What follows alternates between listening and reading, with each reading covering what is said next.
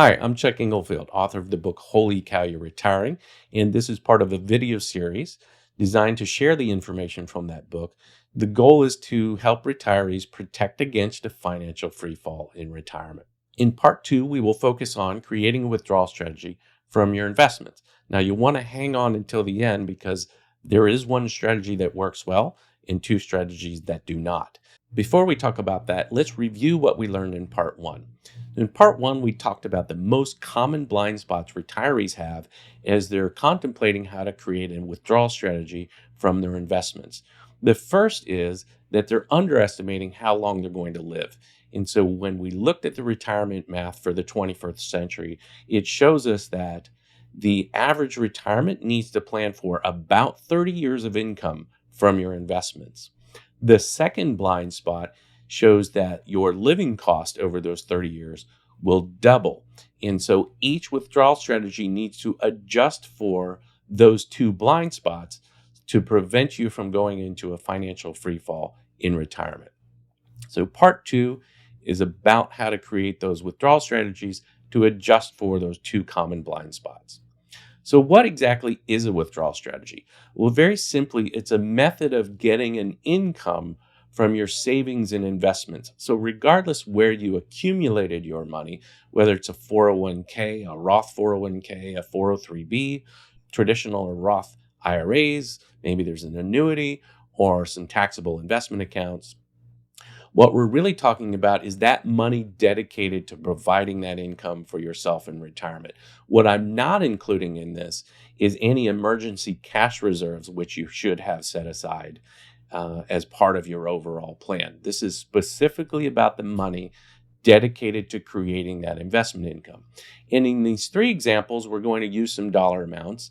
And when we look at taking that income from your portfolio, some of you might think of it in dollar terms, some of you might think of it in percentage terms. Regardless how you think about it, these examples will apply. How will we know if the withdrawal strategy you've created will have a chance for success in retirement? Well, it really needs to adjust for those blind spots. A withdrawal strategy for the 21st century needs to do three things. First, it will need to maintain the value of your retirement savings over time. Second, it will need to provide you with an income for 30 years. And finally, it's going to need to provide you with an income that will adjust for rising living costs. These are the criteria that we will use to evaluate each of the three withdrawal strategies we're about to cover. Let's start with the first one. This strategy is what I call the spend down strategy. It's a very simple strategy from a very simple mindset. It's usually communicated to me in this format. I want to spend my last dollar on my last day.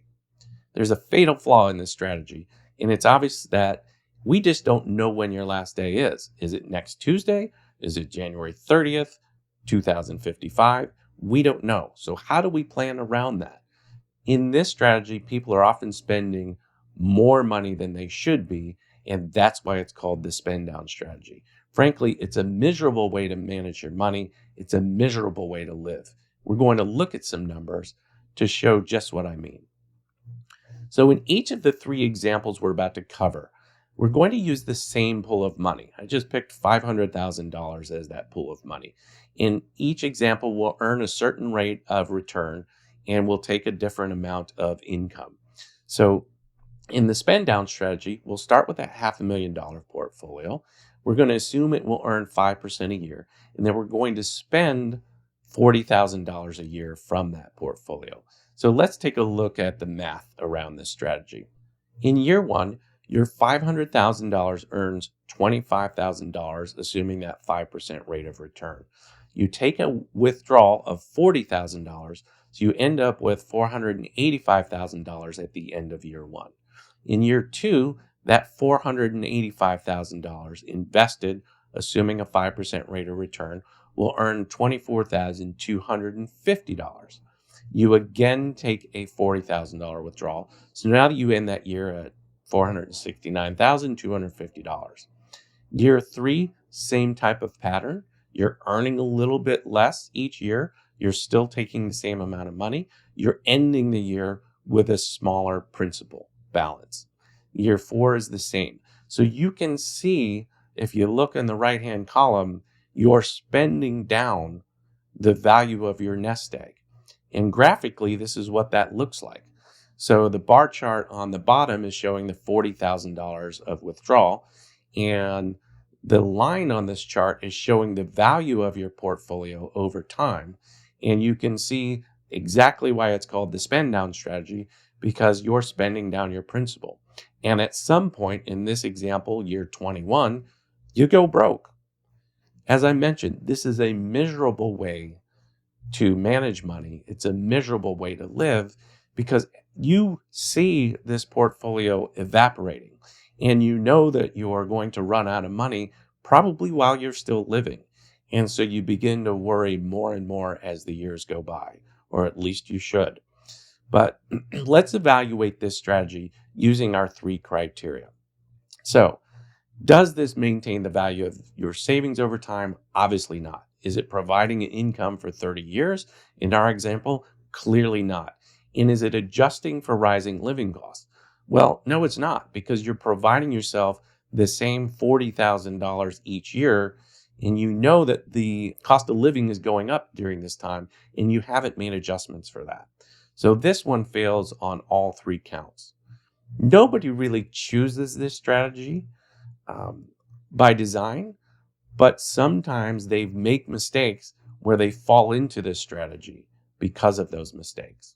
This is why it's so important to have the right withdrawal strategy designed as you begin your retirement. Let's move on to the next withdrawal strategy. This is the one I call the living off the interest strategy. This is a very common strategy. It really makes sense when you describe it. So you invest your money, you only live off the interest of that money, you don't spend your principal, therefore you do not run out of money during retirement. So let's take a look at the math with this strategy. So we're going to start with the same $500,000 portfolio. We're going to earn the same 5% rate of return, but this time instead of taking $40,000 a year, you're going to take $25,000 a year. So the math looks like this. In year 1, your $500,000 earns $25,000. You take that $25,000, so you end the year with the same $500,000. Year 2, same exact math, right? You ended year 1 with $500,000, so it earns the same $25,000 with that 5% rate of return, and that's all you spend. Year 3 looks the same. Year 4 looks the same. So this one's already looking much better than the spend down strategy because you are maintaining the value of your principal during your retirement. Let's take a look at this graphically. So we're looking at the value of your nest egg using each of these strategies during retirement. And you can see the spend down strategy with the declining line here. And you can see the living off the interest strategy, which looks much, much better. So at this point, you might be thinking, hey, that's not a bad way to go. In fact, this is one of the most common strategies people take into retirement. However, it also has a fatal flaw, and many of you probably could already guess what that is. It's not making an adjustment for one of the biggest challenges you'll face in retirement, inflation. Yes, you're maintaining the value of your principal over time, but you're providing yourself with a level income throughout your retirement. And we said in part 1 that your living costs will double during your retirement. So graphically, this is what the living off the interest strategy looks like. The bar chart on the bottom shows that you're paying yourself the same $25,000 each and every year of retirement. And because you've maintained your principal, that income continues. However, throughout your retirement, your living costs are rising. So in the first decade, you're providing yourself $25,000 a year, and that seems adequate. As the decade starts to end, you've realized that things are getting a little bit tighter on the budget side, and that's because the second decade, things will cost 50% more than they did in the first decade. Now your $25,000 is not keeping up. In fact, you start to cut back on things. You're not traveling, you're maybe not doing things for the grandkids. You're really just worrying about, can you keep up as these living costs continue to rise? In the third decade, that will cost twice as much as the first decade does. But you're not providing yourself twice as much income. In fact, you're providing yourself the same amount of income. And realistically, this is what happens in that third decade. You've already done as much of the budget tightening as you can. Now you actually start to enter spending down of your principal. You can't cut any more of your budget. So you've ended up with that disastrous spend down strategy later in your retirement.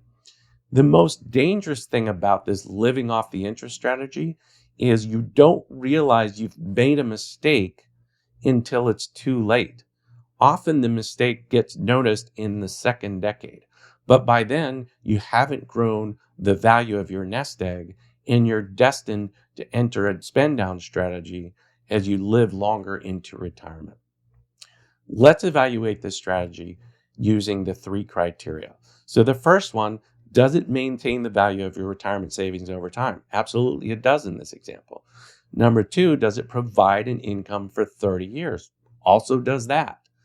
But does it provide an income that keeps up with rising living costs? It clearly does not. If you don't watch any of the other videos about this book and you just watch this one, the one thing I would love you to take away from this is the living off the interest strategy does not work. It will result in a worrisome retirement where you eventually end up with a spend down strategy. This strategy is dangerous because it's seductive. In that first decade, you do not realize your mistake. And by the time you do, it's too late to correct it. So do not use this living off the interest strategy. It does not work. By now, you might be feeling overwhelmed about how do we actually make a withdrawal strategy work with these big challenges of living longer and rising living costs. Well, the good news is there is a strategy that will do that for us. It's what I call the rising income strategy. The rising income strategy is based on two ideas. First, spend less than you earn. Second, reinvest what's left over. And so what happens if you spend less than you earn and reinvest it? Well, that money begins working for you and you experience the magic of compounding. And Ben Franklin said, compound interest is the eighth wonder of the world. I 100% agree with him. And we'll see that as we evaluate this rising income strategy. The rising income strategy has four key differences versus the strategies we just covered. First, you're going to spend less than you earn. And in this example, we will use a withdrawal rate of 4% for a 62-year-old in retirement. This is part of the 4% rule. There's been a lot of research done on it. It's a good rule of thumb to start with a 4% withdrawal rate at the beginning of your retirement. Second, you're going to be investing to earn more. Instead of owning a portfolio that only pays fixed income, you're going to invest in a portfolio designed for growth and income.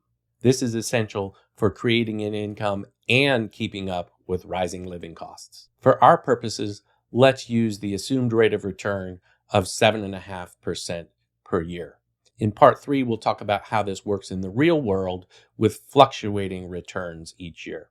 The third key difference is that we're going to reinvest those leftover earnings, and that's how you get compounding working for you.